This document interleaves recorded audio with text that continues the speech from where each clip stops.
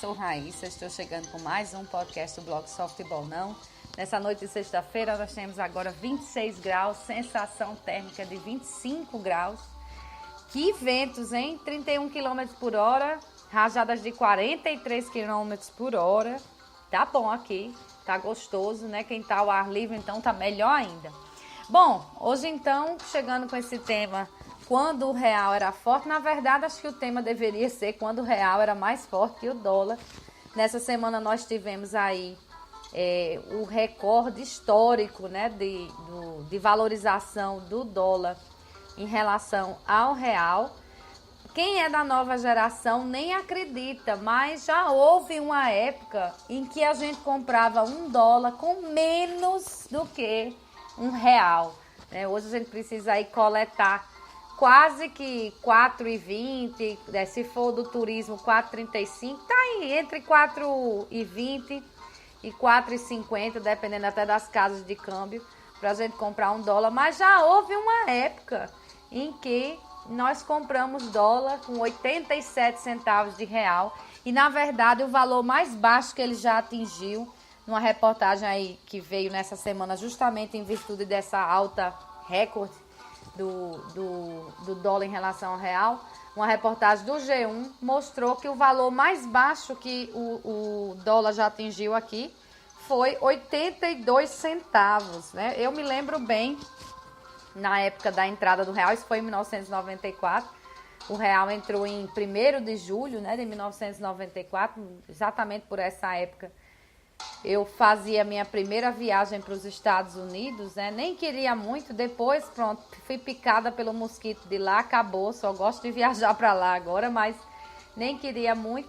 Foi minha primeira viagem, eu nem vi realmente a entrada do real, porque estava por lá, mas quando voltei, tomei foi um susto que as coisas tinham subido por aqui de preço. Mas eu conto isso às vezes até a alguns alunos, olha, quando eu viajei a primeira vez aí com a idade de vocês, a gente comprava $1 com 87 centavos. Era mais barato ir a Miami do que ir a São Paulo, né? E o pessoal acha graça disso. Mas, então, deu saudade, né? Vamos relembrar aí. O G1 foi muito feliz em fazer um comparativo daquela época com agora, pra gente ter um pouquinho de saudosismo. Bom, né? Porque tem gente querendo aí ter saudade de 200 anos atrás, 100 anos atrás. Saudade da ditadura, essas coisas, isso aí a gente não tem saudade não. Mas vamos relembrar então esse momento histórico em que pelo menos uma vez na vida nós tivemos uma moeda mais forte que o dólar. Então é aquele pico, né, de baixa, vamos dizer assim, do dólar, se deu em outubro, 14 de outubro de 94. E o G1, então, trouxe dizendo que a novela das 8, que naquela época era das 8, agora é das 9, né? A novela que passava era Pátria Minha. Olha, eu ainda tenho o CD dessa novela, porque naquela época existiam 2 discos, né? Você fazia a trilha nacional, e aí tinha o disco nacional da novela, e tinha a trilha internacional, que era o disco internacional. Como já estávamos na era do CD, então tinha o CD nacional e o CD internacional. A novela era de Gilberto Braga, então a gente já sabe que tinha toda aquela coisa de corrupção, essas coisas bem a cara do Brasil mesmo. Uma novela, digamos assim, num tema mais urbano, né? Tarcísio Meira era um dos personagens principais. Eu tenho aqui o CD internacional desta novela, eu ainda era aluna do curso de inglês nessa época, né? Fui até aqui em busca dessa trilha para vocês terem uma ideia do que se cantava nessa época, né? Era All By Myself, numa regravação de Sheryl Crow, She's Beautiful, de W, I'll Make Love to You, de Boyz II Men, nem existe mais esse grupo. W ainda existe, hein? Ano passado, acho que foi ano passado, eu fui para um show deles aqui em Natal. Games People Play, The Inner Circle, não sei se essa banda ainda existe, mas essa música pegou aquele na na na na na na na na, acho que todo mundo lembra disso, da época, né? Breathe Again, uma das primeiras músicas de Toni Braxton, quase ninguém lembra dessa, normalmente lembra de Unbreak My Heart, que veio alguns anos depois, muitos anos depois. Return to Innocence, de uma banda chamada Enigma. Nemequitepá, interpretada por Angela Rorô. Everybody, de DJ Bobo, que o povo chamava aqui de DJ Bobo mesmo. DJ abestalhado, às vezes o povo chamava. Todo mundo cantava mesmo essa música também. Uma música que era um murmúrio, na verdade. De Crash Test Dummies. Sweet Dreams, que não é aquela de Eurythmics, né? É de La Bouche. Send Him the Clowns, de Renato Russo. Olha só, ainda vivo, né? E gravando. Perley, de Ricardo Cocciante. Essa eu não me lembro mais, né? E State of the Heart, de West End Girls. E Under the Illusion, de Peter Valentine. Mas realmente, assim, os grandes sucessos dessa novela foram essas: Everybody, Games People Play, All By Myself, que era uma dor de cotovelo eterna, ainda é, né? Não importa quem cante. E She's Beautiful, de W, realmente. Ainda tinha I'll Make Love to You, mas Games People Play e Everybody tocavam direto, realmente.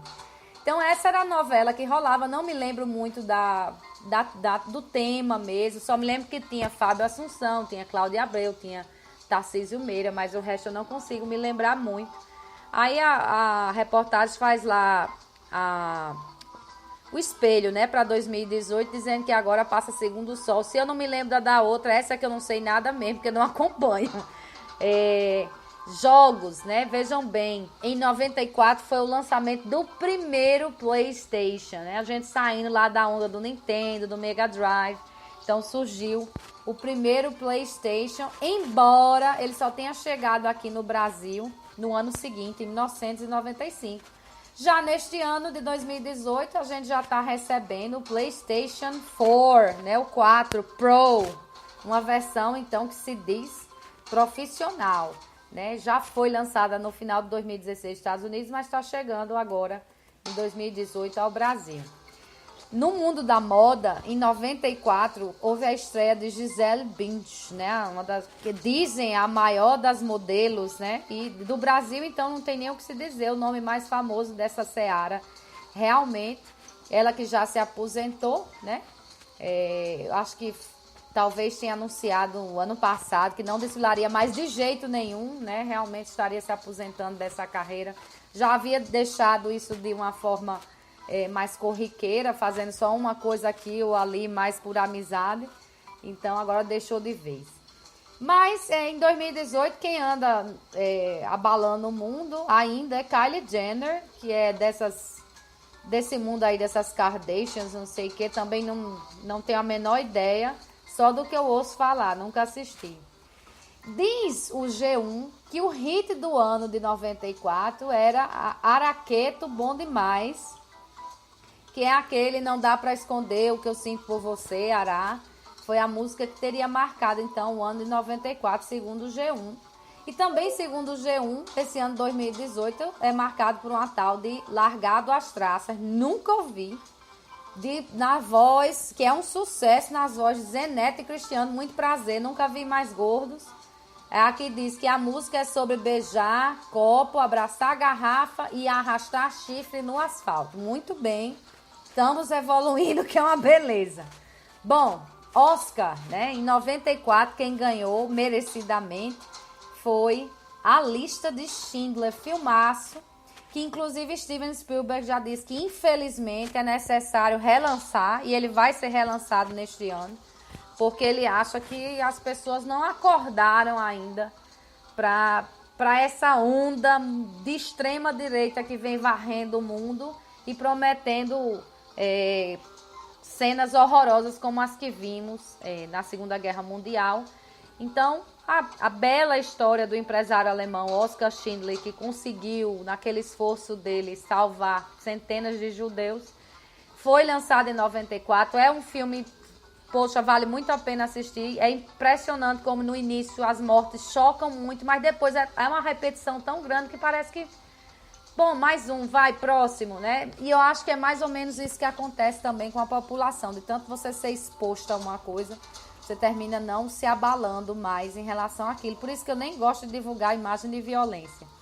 Mas, então, em 2018 vai ser lançado novamente, né? Vai ser relançado, talvez com novas imagens, não sei. o filme A Lista de Schindler, segundo o próprio diretor Steven Spielberg. Mas também fez sucesso nesse ano A Forma da Água, né? Aquele filme que chama a atenção para intolerância ou para tolerância, como ela é necessária, porque mostra a relação de afeto entre uma faxineira muda e um monstro aquático, dessa feita com a direção de Guillermo del Toro. Quem nasceu em 94, né, e que anda abalando aí o mundo, Justin Bieber, não preciso dizer muita coisa, Pablo Vittar também, não preciso dizer muita coisa, e assim, de atriz aí da Globo, Isabelle Drummond. Em 2018, vamos aguardar se vão abalar o mundo ou não, nasceram o príncipe Louis Arthur Charles, lá na Inglaterra, né, na Grã-Bretanha, e as filhas de Ivete Sangalo, né, Marina e Helena, famosas desde já, né? Vamos ver se vão continuar famosas ou não. Famosos que morreram, sempre abalam. Esse ano de 94, gente, não foi fácil. Me lembro até a data, em 1º de maio, né, o Brasil perdeu Ayrton Senna, o esporte, o mundo perdeu Ayrton Senna, e aquela garra que ele tinha de vencer, aquela vontade de vencer sempre. Difícil, até hoje não conseguimos arranjar alguém que se assemelhe. Eu acho mais aproximado assim um pouco no talento esse Hamilton, que é o inglês da McLaren, mas nunca mais tive o mesmo gosto, nem assisto mais Fórmula 1, vejo só muito mal a largada e depois quem venceu. Mas, então, morreu Ayrton Senna, morreu Mário Quintana e também aí na música, um abalo grande, Kurt Cobain, do Nirvana, morreu. Fez aquele sucesso meteórico, arrasa quarteirão e não durou muito. Em 2018, nós também tivemos grandes abalos, muito mais na música. Dolores O'Riordan, que é a vocalista do Cranberries. Edwin Hawkins, segundo aqui o G1, na passagem dele. Aretha Franklin, agora há pouco, acho que todo mundo recorda, nos deixou. Em 94, o Brasil, depois de 24 anos, finalmente venceu uma Copa do Mundo. Gente, eu estava lá, no dia que o Brasil venceu os Estados Unidos, justamente no dia da independência americana, né? Foi uma onda. O brasileiro faz muito barulho, para vocês terem uma ideia, foi separado uma sala de conferência para que a gente assistisse aos jogos, porque não podia fazer barulho nos quartos, a gente não poderia assistir jogos nos quartos. E eu me lembro que um dos jogos que o Brasil enfrentou, acho que foi a Holanda, eu terminei de assistir no quarto com a minha turma e tudo, mas a gente não podia gritar. Mas a gente ficou em choque em um determinado momento e a gente disse, ai, como faz falta a narração de Galvão Bueno. E de repente, depois do gol, a TV americana botou a narração de Galvão Bueno, ficou todo mundo se olhando sem entender, que a gente tinha acabado de dizer, mas aí eles explicaram que eles estavam colocando a narração de um famoso narrador brasileiro, então, daquele gol de Romário. Então, é uma Copa que tem um sabor todo especial para mim, porque eu estava lá, não vi a final, porque estava voltando para o Brasil, foi o primeiro voo a pousar aqui em Natal, quando o Brasil foi campeão, vi os fogos de cima, né, passando por cima de Natal e vendo Natal espocando os fogos aí com o tetracampeonato do Brasil. E vou dizer, nem o Penta foi tão animado, né, foi tão querido. Depois de 24 anos você ser campeão, estava engasgado mesmo, ainda mais como foi aquela eliminatória dificílima. E aí nesse ano quem foi campeão foi a França, né, virou bicampeã também depois de 20 anos, né, da sua primeira conquista. Então, tem toda essa ida aí lá para ver quando o Real era forte, como eram as coisas, o que é que a gente tinha comemorado ou não. Espero que vocês tenham gostado desse tom mais saudosista.